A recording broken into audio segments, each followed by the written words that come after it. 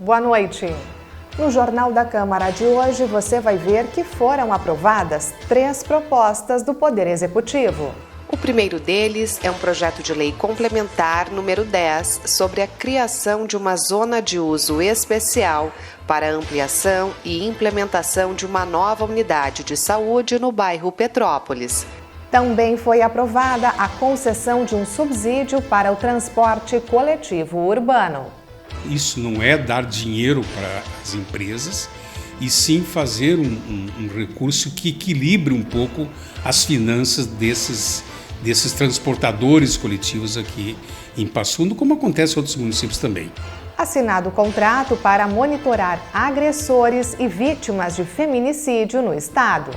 Quando ele entrar nesse círculo de proteção inferior à distância que ele não pode se aproximar, a tornozeleira do agressor ela começa a vibrar, dando um sinal para ele. Acampamento da criança com diabetes acontece até domingo. Nesses dias, as crianças vão ficar acampadas em barraca, com toda a estrutura montada dentro da instituição para recebê-los, com toda a segurança, apoio do Ministério Público, enfim. E a intenção principal é trazer conhecimento para essas crianças e para essas famílias de forma lúdica.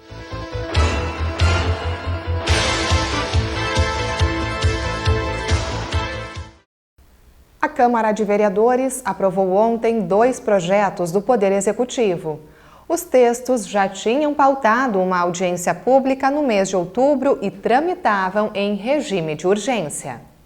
O primeiro deles é um projeto de lei complementar número 10 sobre a criação de uma zona de uso especial para ampliação e implementação de uma nova unidade de saúde no bairro Petrópolis. Quem falou sobre este texto foi a arquiteta da Secretaria de Planejamento do município. É o terreno localizado na Avenida Brasil, onde a gente tem o cais da Petrópolis.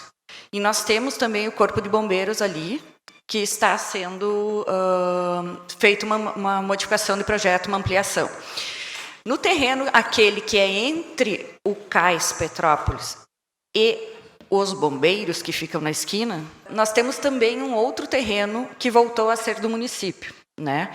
E ele tem limitações de dimensão. Todo aquele quarteirão, ele é um quarteirão de 100 de frente, né? A gente tem uma metragem de quarteirão normal de frente para a avenida, mas ele é muito estreito, né? A profundidade dele é muito estreito. Então, o que acontece? Equipamento público, equipamento de saúde, a gente tem, os bombeiros também, limitação de espaço físico para implantar as obras em si, as edificações, que requerem especificações técnicas próprias, né? E entre o cais que vai ser ampliado e reformado, temos esse terreno vago que vai ser implantado uma unidade de saúde. Então, em virtude disso, da limitação física, a gente está propondo uma criação de zona de uso especial para todo esse quarteirão, englobando os 3 terrenos em que a gente tem equipamento público e comunitário. Uma reformulação completa daquele posto da Petrópolis, que ele demandou de um projeto. Esse projeto ele teve seu lá no ano de 2019. Nós estamos fazendo uma nova construção em toda a sua complexidade, onde nós faremos uma divisão do atendimento do Corpo de Bombeiros no município de Passo Fundo. Como todos sabem, o nosso atual ali localizado na Rua Independência, aos fundos do Ginásio Colégio Notre Dame. Ele é um quartel que ele foi construído no ano de 1957. Ele foi ampliado por, digamos assim, conforme o município foi crescendo, as salas foram ali aumentando, até que chegou no seu limite. O fato é que hoje, o município de Passo Fundo ele está com mais de 200 mil habitantes, e a estrutura física do Corpo de Bombeiros ela é praticamente a mesma da década de 70.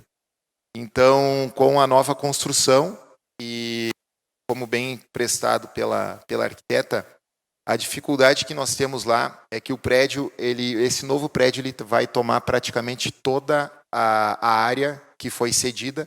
Ela já foi passada para o estado do Rio Grande do Sul, ou seja, aquela parte do terreno se não me engano, é 21/40, que pega aquela parte ali da esquina que faz a divisa com o prédio do Dr. Dallagnol. É um prédio de 3 pavimentos, onde a gente vai alocar a estrutura da central de prevenção, que hoje é feita no atendimento ao público ali na Independência, que existe muita dificuldade de estacionamento, locomoção e assim por diante. E também vai colocar uma estrutura de atendimento emergencial no socorro completo, tanto combate a incêndio quanto também a unidade de resgate, separando o atendimento e o tempo de resposta no município. Já o procurador do município explicou o projeto de lei número 98. O texto mencionado cria o Fundo Municipal de Mobilidade Urbana, alterando uma lei da década de 70. É uma alteração que decorre do novo conceito de mobilidade urbana, né? O Conselho Municipal de Transportes ele era de 1973, a lei, quando se tratava a mobilidade urbana praticamente só como transporte coletivo.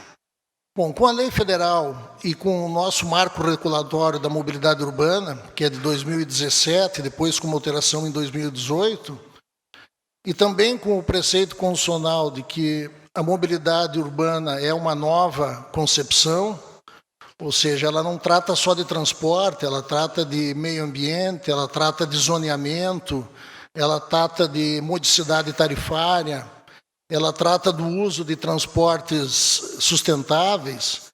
Então, nós procuramos modernizar o Conselho Municipal de Mobilidade Urbana e também fazendo uma alteração a pedido dessa casa, que tinha entre os seus membros no Conselho Municipal, então Conselho Municipal de Transportes, um membro da Câmara. Então houve um pedido dessa casa já há algum tempo para que a Câmara não ficasse representada nesse conselho, porque ela é um órgão fiscalizador. Então, para não haver qualquer tipo de constrangimento ao representante e à própria instituição, nós fizemos essa alteração, colocamos um representante do IPASSO, que é um instituto que representa a previdência do município. Então, fizemos essa alteração.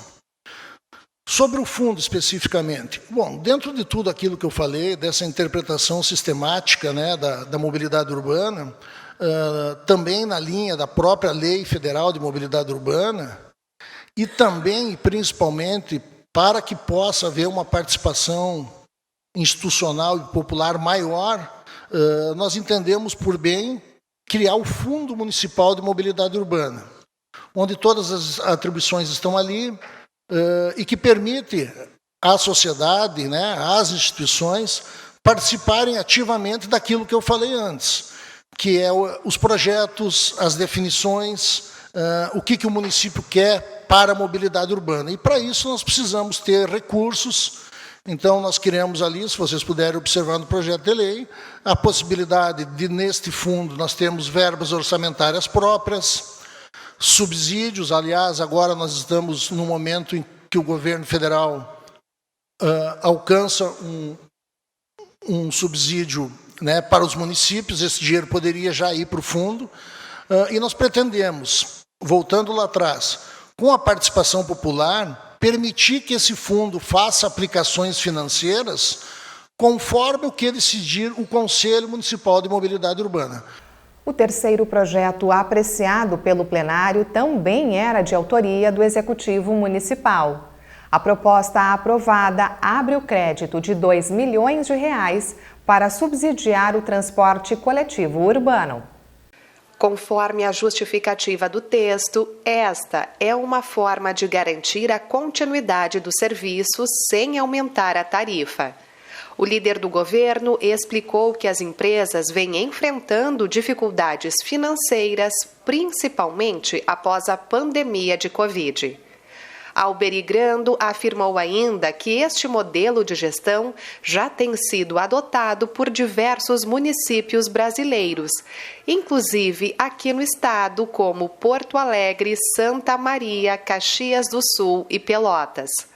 Não só aqui no nosso município, mas outros municípios também optaram por subsidiar, ajudar, digamos assim, as empresas de transporte coletivo com subsídio, Na verdade, está apenas se adequando a uma realidade pós-Covid.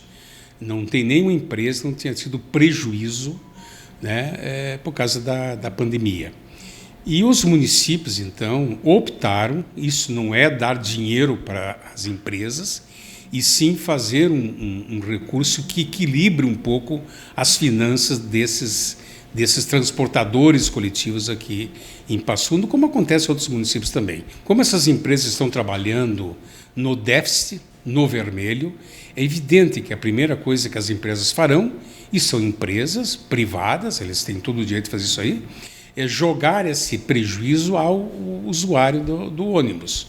Se o município repor isso, ajudar nessa reposição, nós estamos usando o imposto da comunidade justamente para ajudar a comunidade. Porque a linha vai ser percorrida da mesma maneira. Quer dizer, a linha obrigatória. Se não tem passageiro que pague a sua passagem, é evidente que essa linha acaba sendo prejudicial para a transportadora, quer dizer, a empresa que faz aquela linha. Em Passo Fundo, 2 empresas que operam o sistema de transporte coletivo terão seus custos aliviados com a possibilidade de concessão do subsídio. O valor será dividido conforme o número de passageiros. A Coleurb transporta 78% dos usuários e a Codepas é responsável por 22%. De acordo exatamente esse percentual.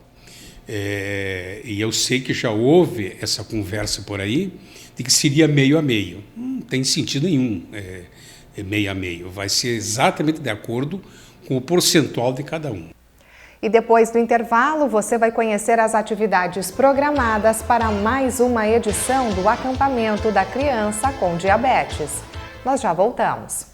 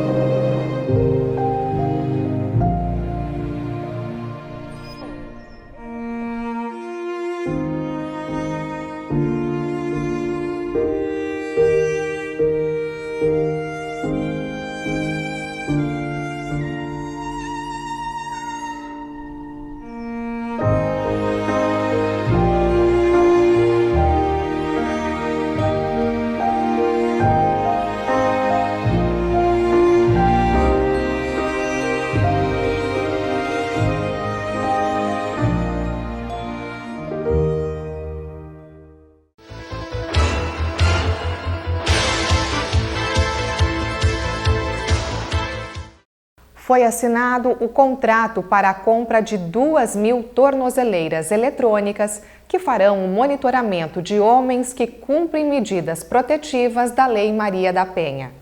O projeto, orçado em R$4 milhões, pretende diminuir os casos de agressão e feminicídio no estado. Essa situação do feminicídio é um crime muito difícil de ser combatido porque ele acontece escondido dos olhos da sociedade, ele acontece do seio familiar, dentro das 4 paredes. O primeiro ponto é essas mulheres vítimas da violência doméstica fazer com que essa violência se torne pública, ou seja, procurar as autoridades policiais para fazer o registro. Essa solução da tornozeleira, ela vem para agregar mais qualidade e mais proteção às mulheres que possuem a medida protetiva. Durante o ano de 2022, já são 90 mulheres vítimas de feminicídio. Dessas 90, 17 possuíam medida protetiva. Ou seja, só a determinação judicial de não se aproximarem das suas ex-companheiras não está sendo suficiente. Estamos iniciando com 2.000 kits, justamente para dar mais proteção às mulheres, digamos, que sejam mais propensas a sofrer uma ação mais agressiva dos seus ex-companheiros. Esse é o objetivo principal. A parte agressora recebe a tornozeleira e a parte vítima, a mulher, ela recebe o celular. O celular, ele possui uma funcionalidade de que quando o agressor se aproxima numa distância inferior a 500 metros, por exemplo, isso vai variar, vai ser dependendo da decisão judicial, quando ele entrar nesse círculo de proteção inferior à distância que ele não pode se aproximar, a tornozeleira do agressor ela começa a vibrar, dando um sinal para ele, ó. Ele está entrando numa área que ele não pode estar. E a mulher recebe um alerta com a abertura de um mapa georreferenciado, mostrando a posição do agressor com relação a ela, até que a distância ultrapasse o raio dos 500 metros. Mais ou menos o sistema funciona assim.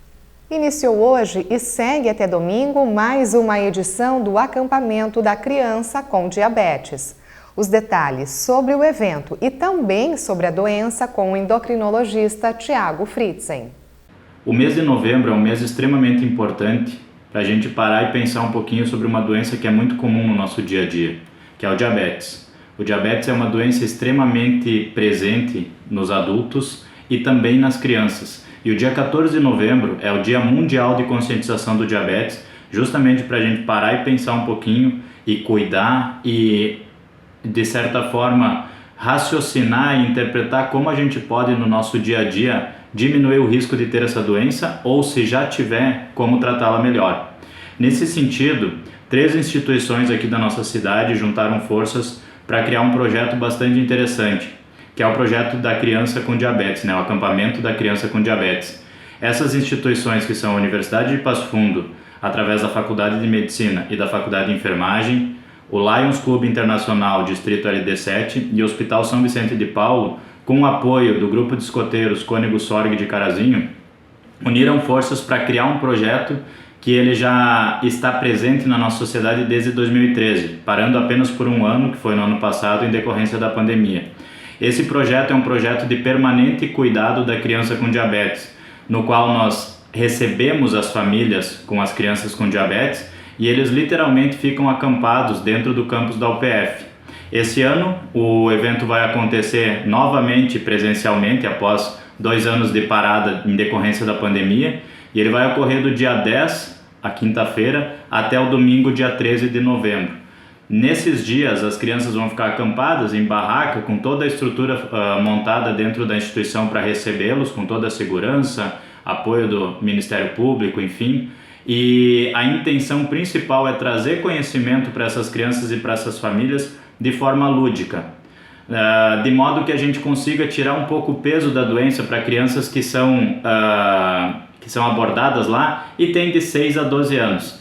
Então, esse cenário de ter que fazer insulina, testes regulares, cuidar da alimentação e tudo mais, se torna às vezes muito pesado para a rotina da criança e da família. E a ideia do projeto é justamente trazer informações científicas, baseadas em evidência, mas sempre de forma lúdica, de modo que a gente pouco use aulas convencionais com apresentação em slides, mas use muito de brincadeiras, de interação, de troca de experiências para criar uma rede de apoio para essas famílias. O projeto ele já se mostrou muito útil, as famílias trazem um retorno muito positivo para a gente depois que participam e os próprios familiares, de diferentes regiões criam vínculos que acabam ultrapassando os limites do projeto em si. E é importante ressaltar que esse projeto ele é totalmente gratuito, ou seja, desde a parte de entrada, alimentações, banho, a hospedaria, tudo isso está totalmente gratuito justamente para que qualquer criança e qualquer família que precise tenha acesso. Nós temos então famílias de várias cidades da região norte aqui do estado, algumas até da região do oeste de Santa Catarina, outros que já participaram da região sul do estado. Então é um movimento, é um projeto que engloba basicamente toda a região sul do país. E nós tivemos já mais de 150 crianças com suas respectivas famílias que passaram no projeto desde 2013. Ele acontece anualmente e a cada ano nós temos 3 encontros de família, que são encontros para trabalhar informações do diabetes, e o evento principal, que é sempre em novembro, que é justamente o acampamento em alusão ao dia 14 de novembro, que é o Dia de Conscientização Mundial do Diabetes. O diabetes é uma doença muito presente na nossa vida, tem a ver com hábitos de vida, né? Principalmente o diabetes do adulto, e é sempre importante lembrar que bons hábitos de vida, alimentação saudável, dieta equilibrada, portanto, manutenção de peso, atividade física regular, pode diminuir muito o risco de ter essa doença. Se você tem a doença ou se está em risco, procure o médico da sua confiança, o seu endocrinologista, e tente tratar da melhor forma possível, o mais precocemente possível, porque isso vai evitar e talvez anular o risco de complicações que são tão perigosas e tão negativas na evolução dessa doença. Eu espero que todos vocês tenham cuidado com a saúde e que lembrem desse mês de novembro, que além de ser o Novembro Azul de conscientização do câncer de próstata, também é importante que essa doença é extremamente comum.